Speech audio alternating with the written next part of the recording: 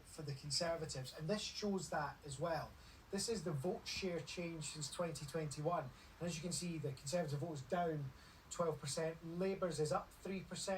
Again, not a huge number, but when you speak to people in the Labour Party, they're saying, well, you need to look at where we're winning. It's areas where we think we need to win if we're going to take power at a general election. So they're happy. Have a look at this. This is all the areas where the Conservatives had been in charge in councils and aren't anymore. And what's interesting to me is different parts of the country. Some of it's in the Midlands, some of it's in the south, some of it's just outside London. Let me pick a couple of examples just to show you. Rushmoor in Hampshire. Look what happened there. Conservatives lost 8 seats, Labour won 7 and took control. Overnight as well, this result, or late last night I should say, Dorset in the southwest. It was Conservative, it's now Lib Dem. Look what happened. Tories lost 13, the Lib Dems took 13.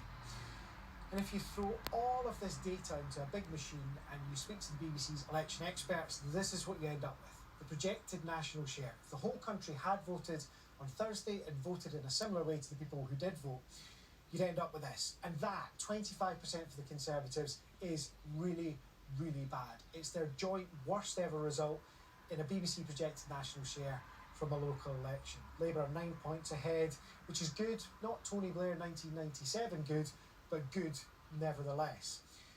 Just before I go, I want to show you a few of the results we're expecting today. This is the mayors that are going to be counting over the course of the day. That one down the bottom there, the West Midlands, is the one we're going to be watching the most closely. Andy Street, the Conservative there, defending that one, but Labour had hoped they were going to do quite well there. We'll see how that result goes over the course of the day. We've also got the capital, London.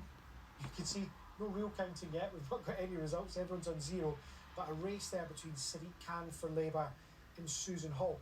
In both the West Midlands and London, actually, there's one thing that might be interesting. The one kind of Achilles heel that we've seen for Labour at these local elections, which is what's happened to their vote in areas with a high Muslim population. We've picked 58 key wards from around England and really gone into the numbers there.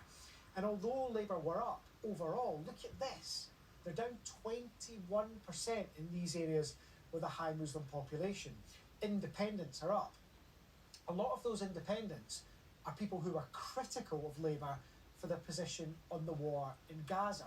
And it does look like their position on the war in Gaza has hit the Labour vote. That could prove interesting in places like London with its high Muslim population and the West Midlands. Birmingham has a high Muslim population as well. So that's one of the things we'll be watching over the course of the day. I'm going to be at this screen all day, still loads of data to come in, loads of results to come in.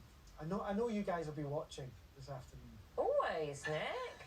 Always. What do you mean by that? No, I've been serious. Everybody, this London race that we're getting is going to be really interesting. There's some suggestion it might be a bit closer than people had thought. Yeah? Could be, elections, always fascinating. There's always some surprise, and we might get it today. So I'll be here with my big screen trying to make it all make sense. Keep crunching. Nick, thanks so much.